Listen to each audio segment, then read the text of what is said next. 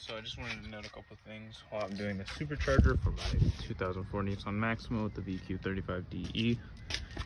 So this intercooler was from Amazon. It's the same side, 2.5 inch outlet. This is the supercharger, which is a Ripp modifications Vortec V5.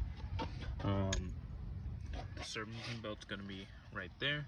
You have to cut the thermostat housing right underneath that hose. You have to cut that so that the belt can come up above and get to that supercharger. You have to relocate your battery to the back. So from right here, you just screw it in, run along the frame, the fuel rails, then it goes to the back. Up through the trunk, I drilled a hole through the trunk with a 150 amp breaker. I had no problems yet. And I just bolted it with the OEM battery cage.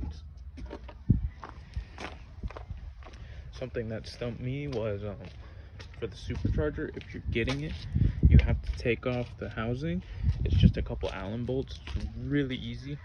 It's just these, and then it slips right off, and you have to put that in first and then rotate that housing to whichever orientation you want it, facing directly into the throttle body or down to go to the intercooler if you're going intercooler route. For the bracket, I just have it on the top 3 header bolts and one of the bottom ones right there, and then it's on these top 3. 1, 2, 3.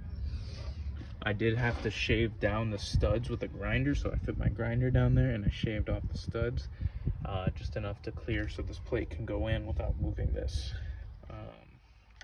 I bent the oil dipstick just so that could easier. I think I'm gonna have to grind this down just a little bit on the supercharger just to fit this all in flush. You have to get a bigger radiator hose that's gonna go over the top or underneath the supercharger, depending on what you want to do. That's all I can think of for now.